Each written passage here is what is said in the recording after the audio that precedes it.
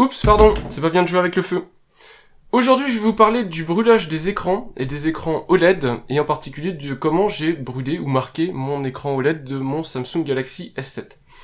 Ça s'applique aussi avec les écrans de TV, et donc je vous montrerai dans mon séjour comment j'utilise mon écran de TV pour éviter ce type de phénomène, mais surtout je voulais vous mettre en évidence ce type de phénomène sur mon écran de téléphone, étant donné qu'il est marqué, et puis vous expliquer comment ça se produit, comment éviter que ça se produise, et éventuellement quelles sont les contre-mesures à adopter pour éviter que ça se produise. Alors, je jouais avec un briquet, mais évidemment on n'est pas ici sur la chaîne de Jerry Rig Everything. Le but c'est pas de brûler physiquement un écran, le marquage d'un écran OLED n'a rien à voir avec un procédé physique comme placer un briquet contre un écran. Le problème qui survient sur mon téléphone, et je vais vous montrer en gros plan ce que ça donne, et puis je vous ferai des captures plus spécifiques, vous devez voir ici en haut la barre de statut de mon téléphone. Voilà. Et si je zoome suffisamment, vous devez voir normalement quelques icônes. Ici vous avez la zone de notification, donc avec les icônes de notification, et puis ici vous avez l'heure, avec d'autres icônes. Et ce qui est rigolo, c'est qu'en fait, ici je n'ai pas de zone de notification, c'est-à-dire si je veux l'afficher, il faut que je la descende. Donc si éventuellement vous voyez quelque chose apparaître à l'écran, si vous voyez des ombres, eh bien ça n'a rien à voir avec le fait qu'actuellement je diffuse des notifications ou que j'ai l'heure qui est affichée.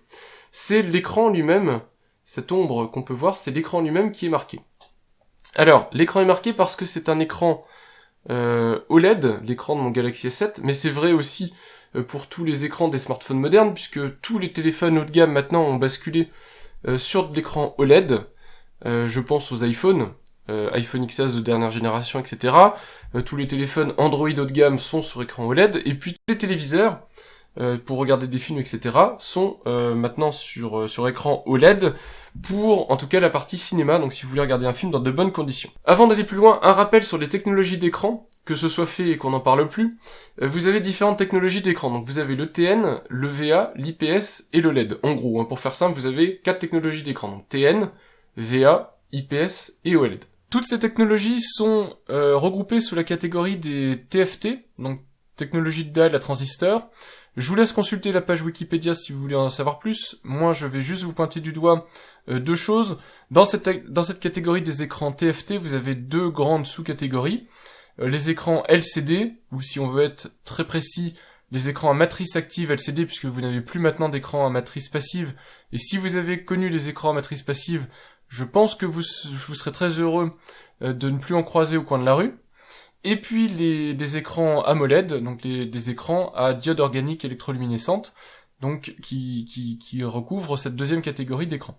Dans la partie LCD, je me permets de cliquer ici, donc dans la section TFT, sous-section LCD, c'est là où vous avez toutes les dalles TN, VA et IPS, et évidemment leurs variantes, sachant que dans l'histoire de ces dalles, et de ces technologies, l'IPS est probablement la plus récente, puisqu'elle doit dater d'autour des années 2000, le VA étant un tout petit peu plus ancienne, et puis TN étant encore plus ancienne. On parle d'écran à cristaux liquides, d'écran TFT, que ce soit le TN ou le VA ou l'IPS, ce sont des technologies d'écran assez anciennes quelque part, et ce sont des technologies d'écran à rétroéclairage LED. Le panneau LCD émet une image, mais l'image en elle-même, vous ne pouvez pas la voir. Il faut la rétroéclairer avec un panneau LED, ou des tubes, etc. Enfin, une technologie de rétroéclairage, maintenant c'est plutôt des LED, pour que la lumière passe à travers cette dalle et s'affiche donc sur l'écran, donc vous puissiez la voir. La technologie OLED, elle, par contre, sa différence, et donc c'est ce qu'on voit sur ces téléphones, c'est que chaque pixel qui constitue la dalle d'affichage, chaque pixel s'allume. Donc chaque pixel émet sa propre lumière, donc chaque pixel est appelé auto-émissif. Cette technologie OLED a énormément d'avantages, alors je vais pas parler des avantages et des inconvénients de toutes les technologies, mais sur la technologie OLED, le fait d'être auto-émissif, ça a un énorme avantage, surtout sur les téléphones d'ailleurs.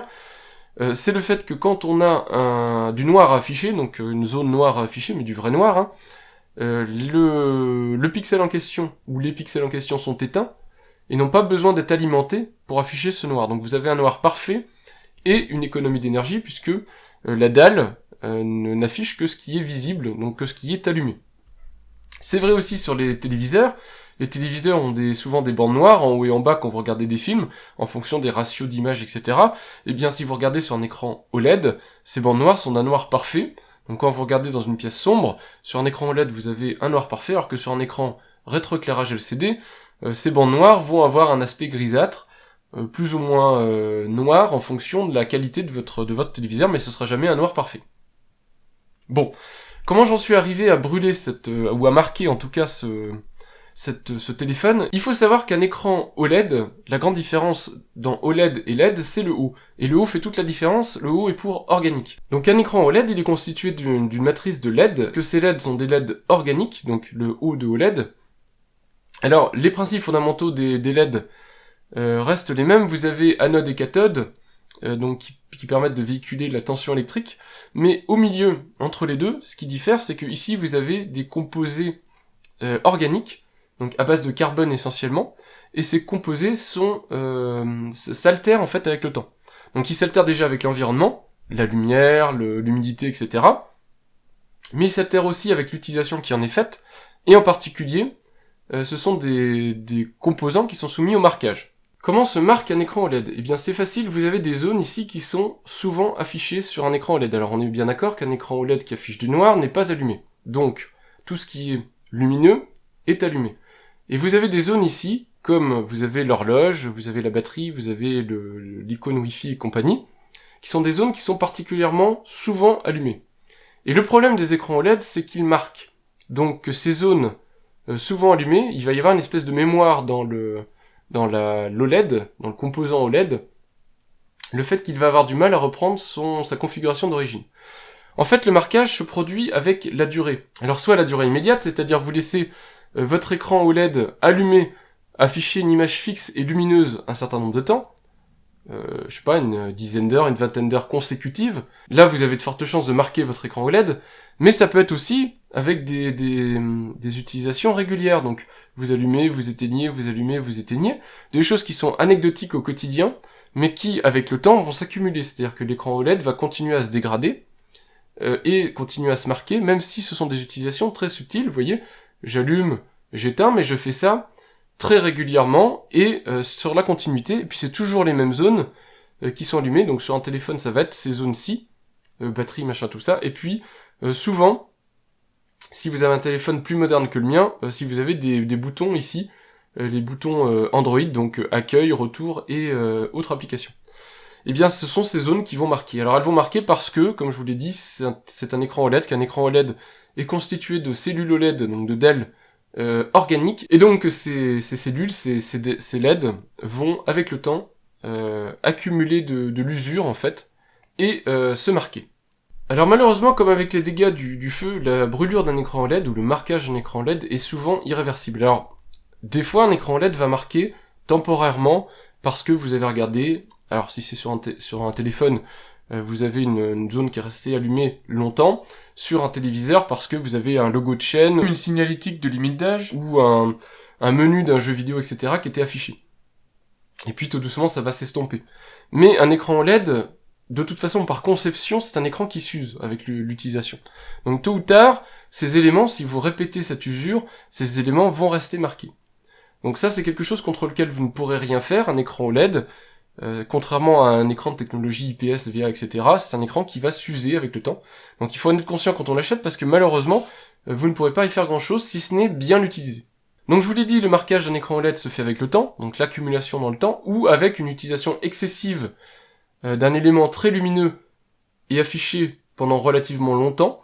Donc c'est là-dessus qu'il va falloir travailler si vous voulez ne pas marquer un écran OLED. Alors, comment on fait? On évite les logos de chaînes de télévision, donc on ne regarde pas la télévision, si possible.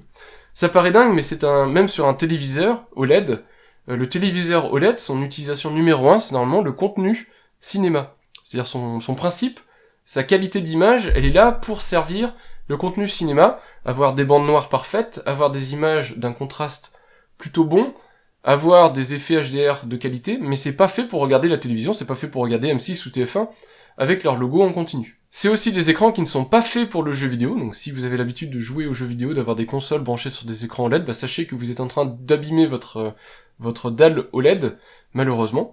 C'est pour ça que ma télé OLED ne me sert ni à jouer, ou en tout cas très peu, c'est plutôt anecdotique, ni à regarder la télévision, ou à nouveau très peu, c'est très anecdotique. Mais par contre, je regarde intensivement des films dessus, puisque c'est pour ça que j'ai choisi. Si vous voulez détecter qu'un écran OLED est marqué ou pas, donc si vous voulez le déterminer, une chose à faire, c'est de télécharger tout simplement un fond d'écran blanc, alors que ce soit pour smartphone ou pour un écran quelconque, donc écran télé, etc. Un écran blanc que vous mettez en plein écran, et puis ensuite, vous allez pouvoir facilement détecter ici les zones qui sont éventuellement marquées. Donc moi, en l'occurrence sur cet écran-là, j'ai que le haut de l'écran qui est marqué, c'est déjà pas mal. J'ai la zone d'état, la barre d'état.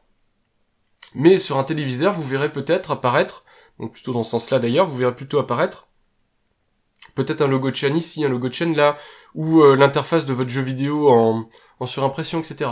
Et bien si vous les voyez, vous allez vous poser la question, mais comment je peux faire pour réparer mon écran?